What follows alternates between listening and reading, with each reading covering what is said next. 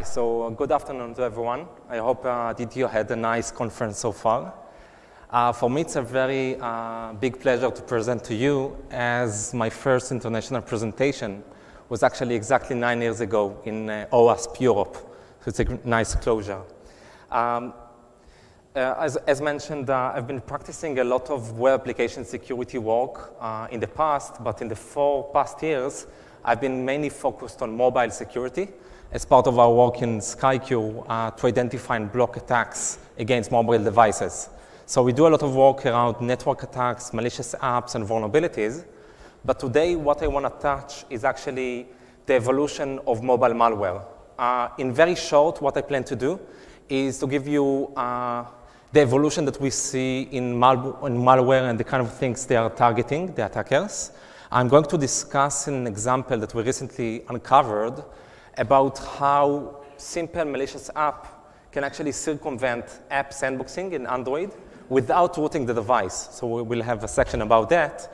And later on, we will discuss about the classical technologies to analyze applications to try to identify maliciousness and the variety of techniques in which it is possible to bypass them. And I also plan, assuming the demo works as expected, to build on stage an example of such malicious app. So that's in very short. So let's start. So I want to start with something that I remember as a young boy, and that was my first virus that I ever saw. I believe some of you also remember that. It was around 88. So those of you that are raising your hands, it indicates that you're not very, very young. And what I remember when I was seeing this is that this was an inconvenience for me as a user. And over there, what we have seen is that this kind of capabilities by malicious writers have been translated in order to attack organizations and steal money. And like 24 years later, we started to see major attacks coming between countries, right? Stuxnet, or that example from last December, where by many, based on many research, it was actually an attack coming from Russia against Ukraine. So this is a very, very interesting trend that we've seen over the years in classical malware in desktops. But what we're seeing in mobility is the same kind of evolution, but it's just moving much, much faster. Like a few years ago, I remember Android malware that was mainly an inconvenience. But if you look at the news in the past year, what you may see is that you suddenly see ransom. You see attacks on banks that circumvent two-factor authentication. You're seeing many, many attacks. And this kind of evolution is actually, in our perspective, moving very, very fast in order to target organizations through mobile devices. And I think that the reason is very, very obvious, right? If you think about a mobile computer, a mobile device, in comparison to a classical computer in the organization, it has access to data, it has access to services, the classical things that one would try to hijack. But it's also the ideal tracking device ever invented, right? It's with us all the time, almost all the time, turned on, and the meaning of a malicious app running on that device is actually being able to track what you're doing 24/7, who you meet with, and actually what you say when you're sure that nobody is listening. So this is obviously great motivation for attackers, and especially malicious apps writers. On the other side, there are very good things that happened in mobility, especially around mobile operating systems, right? Most of the applications that we consume are coming from the public stores. There are many, many technologies that Apple and Google has in order to mitigate the risk of malicious apps. So it's a challenge of distribution for attackers, right? The second element is that we are seeing a lot of attempts to make malware more aggressive, and in some cases, doing so requires the victim to do unnatural things. We're used to just download an app and run it. When we do something else, it might be more challenging for the attacker to convince us to do it. So I want to give you a few examples from the past year about the kind of attacks we're seeing in the wild around mobile malware. And I want to start with iOS, as in the past it was perceived as not likely target for malicious apps. And we've seen many, many campaigns over the 9 last months that affected millions of iOS users, including non-jailbroken devices users. So Xcode Ghost, how many of you know that attack? Okay, so this is actually a pretty interesting example, as this is a sophisticated attack that was conducted. The story was that the attackers wanted to make sure that they managed to insert malicious apps into the public Apple Store. So what they did is they started to distribute a fake version of Xcode, the IDE for Objective-C, for development of iOS. And it was originated from Baidu, by the way. And then there were many, many major developers that started to use the fake version of Xcode. So they were generating their very popular apps, including WeChat, for example, which is used by hundreds of millions of users. And they just submitted the new versions of their apps to the App Store, as they do every few weeks. But this time, because of the fake IDE, the IDE inserted into their legitimate apps malicious logic. So it got into Apple. Apple trusted the apps because it was legitimate and well-trusted developers. And then a huge amount of people just downloaded malicious apps from Apple Store. So it's one interesting campaign that was uncovered. The second one came a bit later, and that's eSpectre. It's an interesting example since, again, it affected jailbroken and non-jailbroken devices. And the interesting part is that in this case, the malicious apps did not arrive from the public store, but instead from a side-loaded technique. In this case, they used enterprise development certificates in order to install malicious apps without having Apple review it, because it came from the outside. They did a lot of cool things, but one of the interesting stuff that happened is that because it did not arrive from the Apple Store, they were able to use a lot of APIs that are regularly not approved by Apple in order to make their malicious apps much more aggressive. Install apps, hide apps, hijack execution of apps, etc. So this is iOS. There are actually a lot of other examples coming recently. But I want to talk also about Android, because if you think about the evolution of Android malware, a few years ago, 5 years ago, you could find a huge amount of malicious apps in Google Play. But over the years, Google have done a great job of using technologies like Bouncer and Verify apps, and the number of malicious apps in Google Play became much, much smaller. But malicious writers do not just stop. The trend that has started and today is very major is that most malware is actually coming from third-party stores, meaning not from Google Play, but instead from other sources.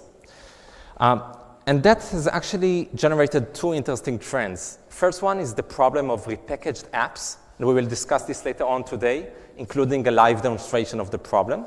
And the second element was that attackers try and continue to try to make their apps much more aggressive and powerful. And I want to share with you the challenge I mentioned to you. A few months ago, we started to look at the following challenge.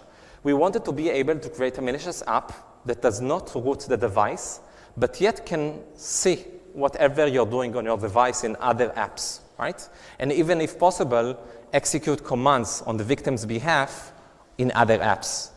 And in a nutshell, this does not make sense, as the whole notion of mobile operating systems relies on app sandboxing, right? One app cannot really influence or see what other apps are doing on your device. That's why I let your children maybe download games from many sources, but yet you go to your bank and email and corporate resources in the same device. It's separated.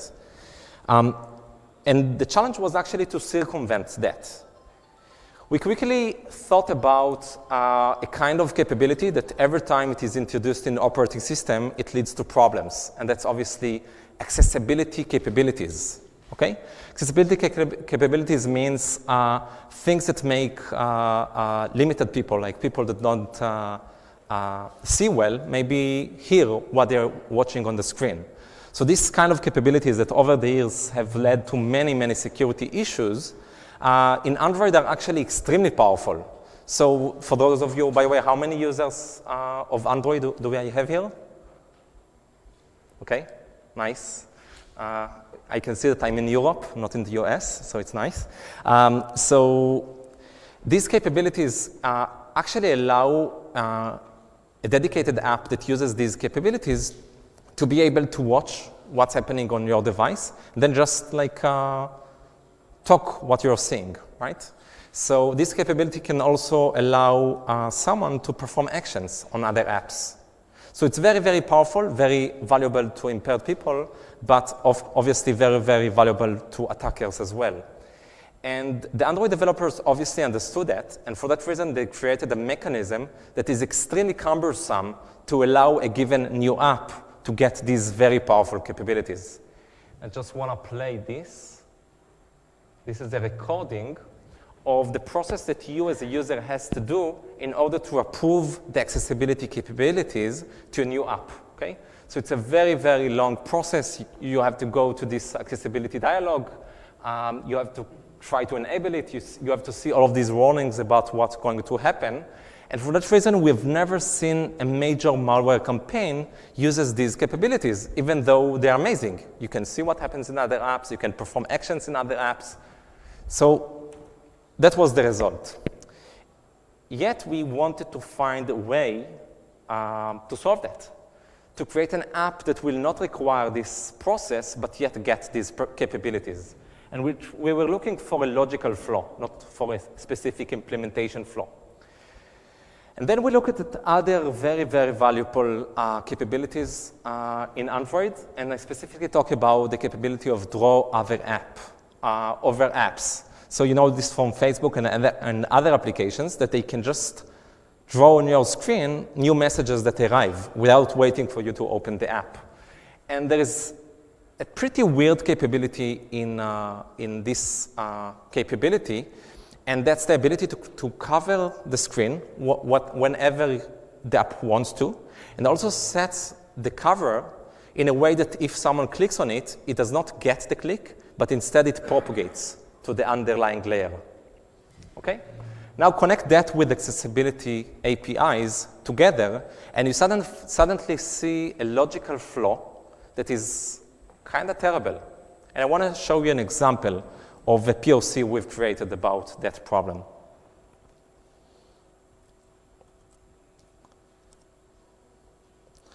So I will explain. You're seeing a game that we've created. It's not a good game, so don't laugh at me. But in this case, what we see is Rick and Morty, and you just have to click on these missecs, on these faces. In this case, you just click on these faces, and did anyone see the approval dialog of accessibility so far? Nope, right? But what actually happened is that we played the game, we were very good, we clicked 3 times. What actually happened is that in the background, we had the accessibility dialog. So every time we were clicking and enjoying the game, we just approved the capabilities. So just to close the loop, the meaning from that very moment, without known exclusions, is that when I go to other apps like Gmail, like my secure container, like my bank, and I just perform actions like write a sensitive email to my CEO, I'm sure everything is confidential, it's separated from the other apps, it's well written, Google is doing a great job. And I would just move forward. Needless to say, while I was actually sending this email, someone catched everything I'm doing. So now opening the other app, it's no longer a game. It's actually showing me everything I did on the device. So even if I meant to send something bad to my CEO, and I was just deleting it and writing again a new message, the app can see even the deletions and the changes that have occurred and the CEO doesn't even see.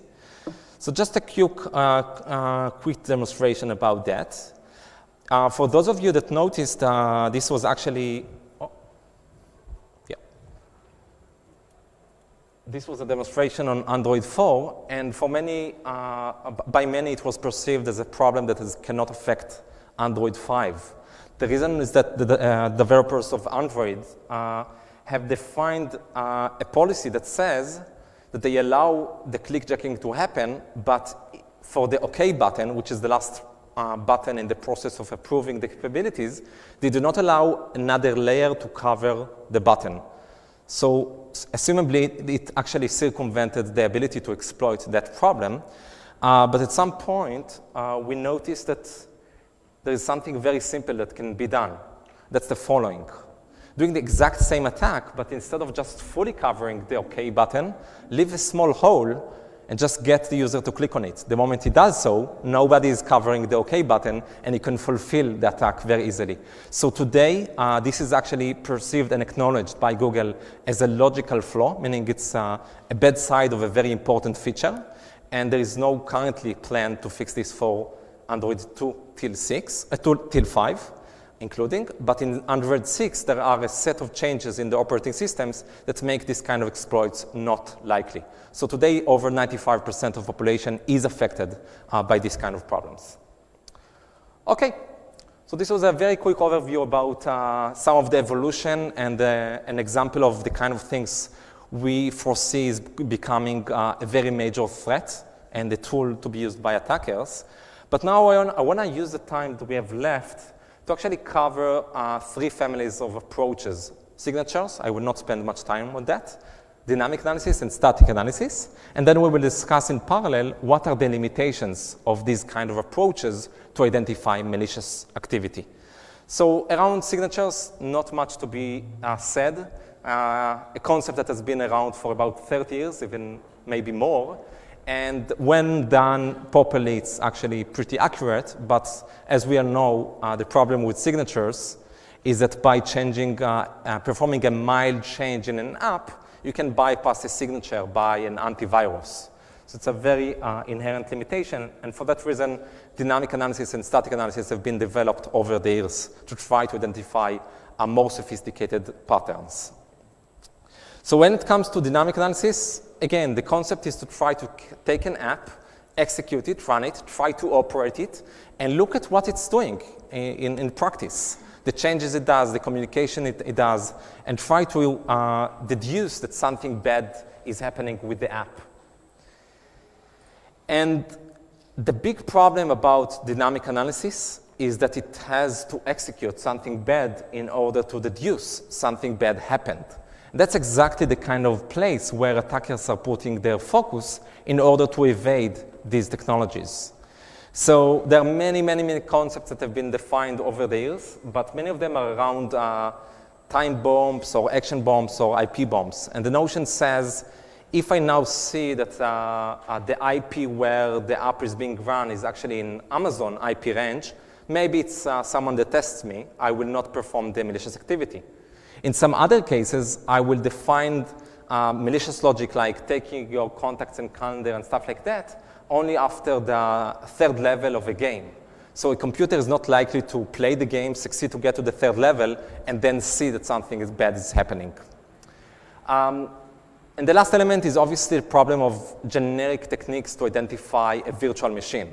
Malicious logic will run on a device, but will not really like to be run on a VM. Many techniques are to identify that. There are the known techniques of just identifying technically that you are in a VM. Other techniques talk about trying to see if there is a real human being using the device. So sometimes we saw technologies that did a lot of work on the technical level to hide the fact that they are a virtual machine. But when you look for the contacts or the calendar or stuff like that, you can see that there is a machine here. It's not a human being using the device. Okay, when it comes to static analysis, the notion is take an app, try to unpack it, sometimes reverse it, and then analyze the code itself to identify something bad happening. In here, the advantage of this approach is that it is not being run. So if an attacker wants to evade someone, it is becoming a bit harder for him as it's not running. He cannot identify the differentiation between a machine analyzing it and a user trying to use it. So just a quick overview about some of the fundamentals of static analysis. One of the most obvious things that this kind of analysis do is something called taint analysis, trying to show if data is being leaked to sensitive resources and stuff like that. So the idea is the following. Given this kind of simplistic code, is to try to move and see how the data moves from sensitive APIs, let's say taking your calendar for the coming month, and see if it's propagating into a sensitive API, like an API that sends information outside of the device. So this is obviously a very simple scenario, but the idea is that the sensitive API that contains sensitive data is usually called a source, and the API that leaks out information or performs something that is of a concern if it gets sensitive information is a sink. That's a very powerful capability. Over the years, a lot of technology has been invented around that, but there's a few problems, but one major problem with this technology, and that's a challenge of trade-offs between being accurate and between making mistakes.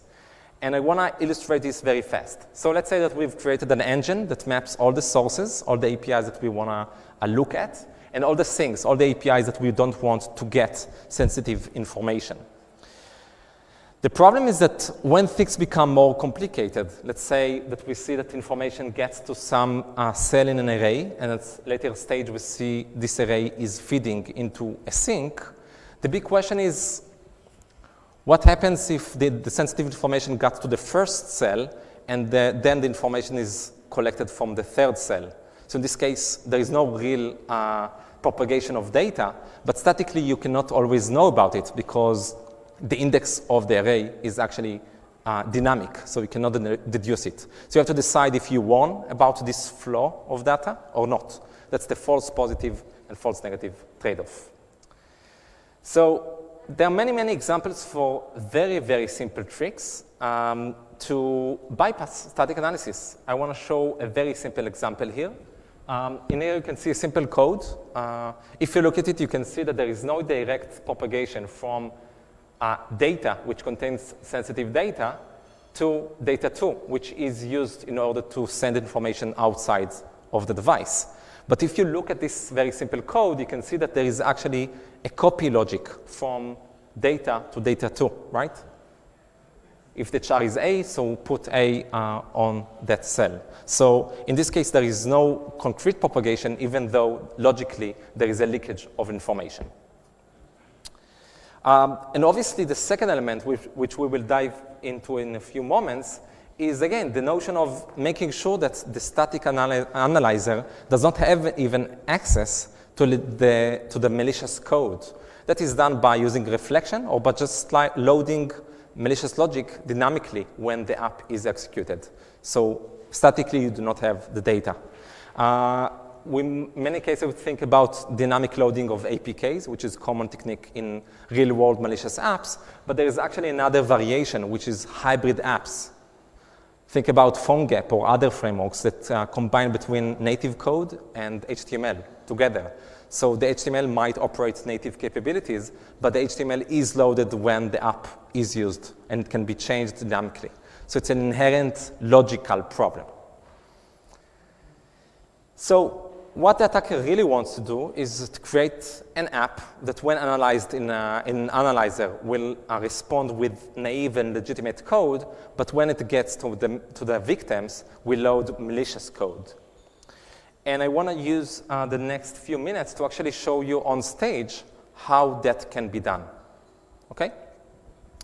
So what we're going to do is actually take a game, a popular legitimate app, and we are going to repackage it with malicious logic. And that's actually, based on research, represents about 60% of successful malicious attacks. Why is this so popular? Because, as mentioned, today there is a challenge of accessibility between the malicious writers and the victims. They get their malicious apps to third-party sources, which are in many cases less popular. So they have to use the human factor. They have to lure us as victims to download maybe a popular game for free, but also get their malicious payload inside of that. So that's the motivation.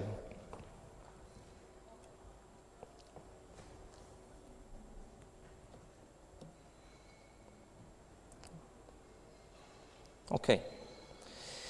So the first thing I want to show you is actually this device, and the app that we are going to play with is actually AA. It's a very, very lightweight and nice game. I recommend you to play with it. So this is a live game.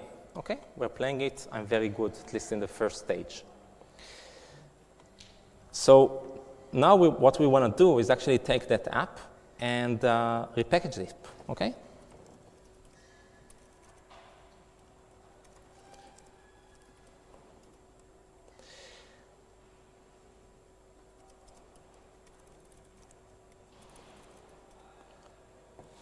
Okay.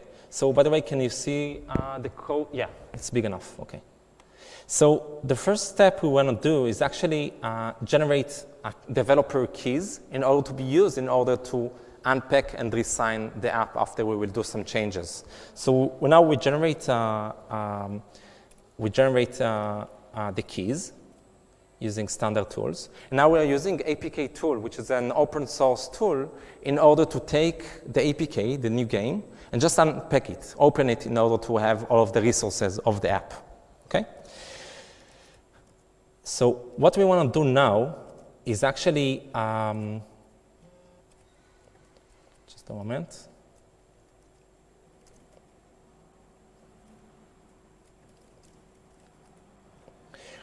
What we're looking in here is the manifest file, and that's actually setting the configurations of the new app. And what we will want to do is to actually insert new permissions into the manifest file.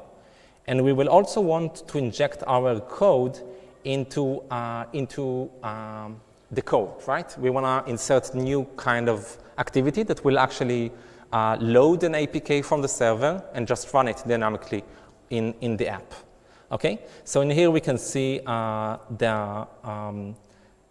class that is the entry of the code. Okay. What we're going to do now is to look at the SMALI and the intermediate code of that app. Okay.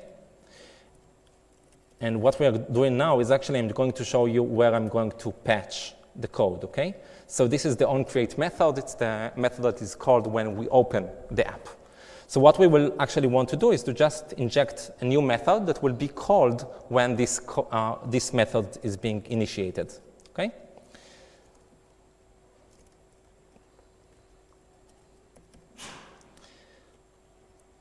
So for simplicity, what we did now is actually use the Python script that added to the manifest file the permissions and performed the relevant changes to the code. I'll just show it to you very, very fast. It's a very simple change. So what actually happened here is that we inserted the new invocation for a new method that we've just inserted. Okay? The next step would be to just build back the APK. And in a few moments when we will conclude, we will actually have a new APK in a moment we will sign as well, that can be used and distributed wherever we want to distribute it. Okay? So this is taking a few moments. In the meanwhile, I want to show you that we will create a new code that will be hosted by a server and feeded to the app. So in this case, I'm going to add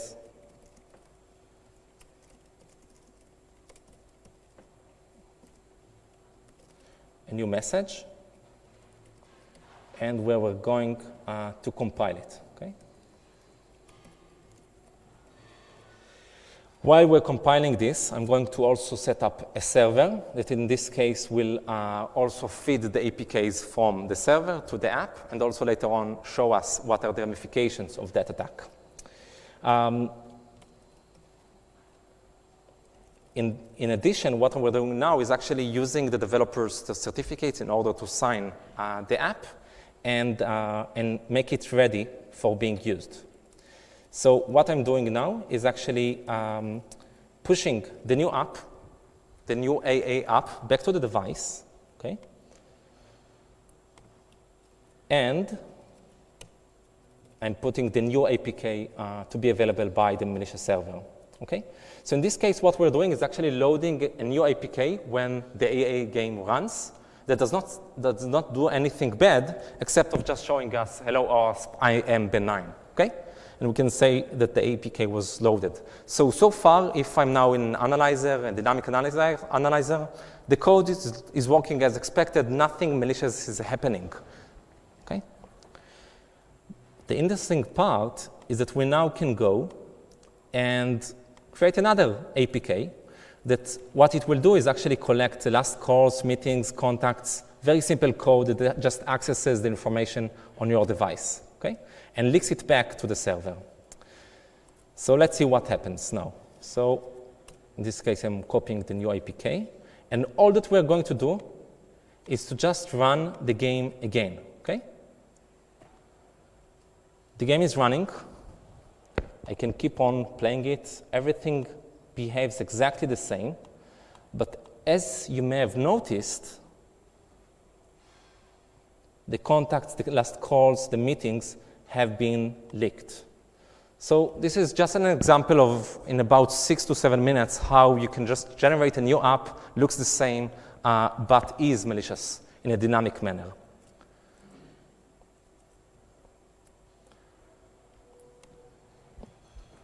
Okay, so some of you, while I was presenting, were thinking, wait a minute, there is one server, some kind of a CNC, that can be blacklisted. I mean, many solutions, what they do, is try to analyze statically and dynamically what are the servers the app is contacting, and then deduce if there is a blacklisted malicious server. And one of the concepts around that is that an attacker does not have to rely on a specific malicious server, right? In many attacks, we see these CNC servers changing all the time, but again, they can be easily blacklisted. And the notion of trying to use social networks is actually an interesting notion. Imagine an app that what it does is actually accessing a new profile in a social network, like a new Twitter account. And what it does is actually look at new tweets and maybe try to load them as binary code. So most of the time, it does nothing bad. It just fails and nothing happens. The exception is caught. But let's imagine that at some point the attacker want to attack. He can just insert a new tweet or a new Facebook message or anything like that that will be translated into code by the app. That is a dynamic logic that, again, relies on legitimate, popular, and public services. So we don't have much time, but I want to cover a few more topics. First one, this presentation is a bit depressing. We talk about the bad things that attackers can do. We talk about the limitations of the classical approaches. And the important element here is to remember that the classical approaches are great. They're covering a lot of malicious activity detection, but they are not all that can be done. And I just want to mention a few approaches that we really believe in as the future of identifying malicious apps. Okay? First of all, looking at the app itself is to some extent a mistake, because if you think about mobile attacks, there is actually a flow of attack, right? There is the app itself that is the result of the attack, but there is also the developers that created it, the sources it came from, etc. And we really believe that by being able to define who are legitimate developers and who are bad developers, what are the patterns of malicious activity developers, what are the toolkits that are popular, you can actually cover much more of the pie. In addition to that, we really believe that using crowd wisdom, using the insight that you have about a lot of applications, can really help in order to create better models about legitimate behavior and obviously bad behavior. And I would like to summarize and say that when we think about recommendations, it's always a funny part in the presentation, right? Because what I'm going to talk about is obvious. I think that most of us understand it. But when I think in the broader sense of things, I believe that we should be able to properly communicate to our colleagues and sometimes employees that mobile devices are a computer. And as such, we must be able to use the right tools and also the right education in order to make sure that attacks are mitigated and limited. Yeah. So obviously, make sure that you download from legitimate sources, educate your employees, be cautious about new apps that you install, and also make sure that you're running the latest software. It can be the OS, it can be the apps that you use. We see these trends are being exploited by attackers today. And last element, if you think about this as from an enterprise perspective, there are tools in the market today that are able to identify and protect your devices against a variety of attacks. That's very useful. Before I conclude, I just want to mention something that I found very, very interesting. It's actually coming from another family of threats. Because if you think about the threats in mobility, they are similar to some extent to computers, but a bit different. You can think about physical threats, having your device stolen or lost. You can think about network-based attacks, attacks on your devices from the networks around you. You can think about malware, and you can also think about vulnerabilities.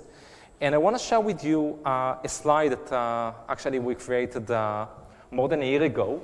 It was an estimation, an attempt to estimate the number of security holes in iOS over the years. So what we did is actually take public information about the number of publicly known security holes in iOS that were identified and patched by Apple, obviously a subset of the real number of security holes. And we did it in April 2015, so we tried to extrapolate and say how will the year end. Do you guys want to guess how it ended? So as you can assume, we were totally wrong. This is how it ended. And I find it as an amazing stat as what it means to me. You can talk about it a lot, but for me it's one word. It's focus. Shift of focus by attackers and researchers from the classical computers to the new breed of computers. Guys, thank you very much for your time. Thank you.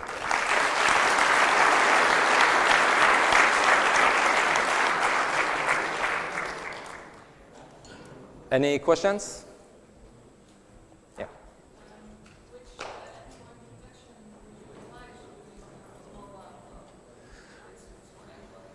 Yeah, so this is OWASP, so I cannot. Yes, the question is which endpoint protection solution would I advise? So there are a few in the market. SkyQ is one of the leading vendors, but I would not like to explain more. We can do it maybe one-on-one. Any other questions?